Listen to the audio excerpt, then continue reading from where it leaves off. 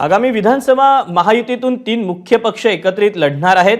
राष्ट्रवादी अजित पवार पक्ष विधानसभेच्या 85 जागा लढणार असल्याची माहिती मिळते। आतापासूनच विधानसभेला सामोरं जा अजित पवारांनी आपल्या कार्यकर्त्यांना आणि नेत्यांना तशा सूचना दिलेल्या आहेत। देवगिरीवरील बैठकीत अजित पवारांच्या आमदारांना तशा सूचना देखील देण्यात आलेल्या आहेत। देवगिरी बंगल्यावरून आपण अपडेट जाणून घेऊयात। राजू सोनावणे आपल्यासोबत आहे। राजू, काल महत्त्वपूर्ण बैठक पार पडलेली आहे आणि 85 जागा लढवणार असल्याची माहिती आता समोर येते। अजितदादांची राष्ट्रवादी काय नेमके अपडेट आहेत? अजितदादांनी काय नेमक्या आमदारांना सूचना दिलेल्या आहेत? त्यासोबतच जागांच्या संदर्भातले देखील काय अपडेट आहेत? दीपक, पाहतो आपण राष्ट्रवादी अजित पवार गटाची काल देवगिरीवरती रात्री बैठक पार पडली आणि या बैठकीमध्ये आगामी विधानसभा तयारी संदर्भातली जी आहे ती संपूर्णपणे चर्चा केलेली आहे। यावेळी अजित पवार आपल्या आमदारांना सांगताना सांगितलेलं आहे की आपण काही झालं तरी 85 जागा लढणार आहोत, 85 जागा महायुतीमध्ये घेण्याचा आपण ठाम राहणार आहेत असं अजित पवार यांनी सांगितलेलं आहे।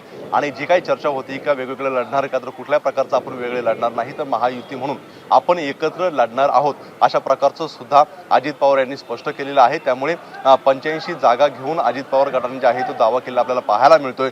त्याचसोबत आपण पाहतोय की पुढच्या काही दिवसामध्ये विधानसभेच्या जागा वाटपांना सुरुवात होईल, ज्यामध्ये जे काही विद्यमान आमदार आहेत त्यांच्या जागा ज्या आहेत त्या पहिल्या मागितल्या जातील आणि त्यानंतर उरलेल्या ज्या आहेत त्या जागांवरती क्लेम केला जाईल असं सुद्धा स्पष्ट केलेलं आहे। त्यामुळे आतापासूनच तुम्ही संपूर्णपणे तयारीला लागा असे आदेश जे आहेत ते अजित पवार आणि इतर नेत्यांनी सगळ्या आमदारांना आणि पदाधिकाऱ्यांना दिलेले पाहायला मिळतात।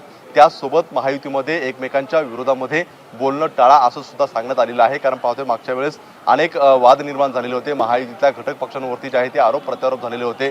अशा प्रकारचे कुठल्या प्रकारचे आरोप प्रत्यारोप जे आहे ते करू नका, कुठल्या प्रकारचं जे आहे परवानगीशिवाय बोलू नका असं सुद्धा अजित पवारांनी सांगितलेलं आहे। त्यामुळे पाहतोय आपण की महायुती म्हणून तिन्ही घटक पक्ष जे आहे ते एकत्र लढणार आहेत आणि त्यामध्ये राष्ट्रवादी अजित पवार गट जे आहे ते 85 जागांवरती दावा करताना पाहायला मिळतोय। आता महायुतीमध्ये 85 जागा मिळणार का हे सुद्धा पाहणं महत्त्वाचं राहील। दीपक, राजू, धन्यवाद दिलेल्या सविस्तर माहितीबद्दल।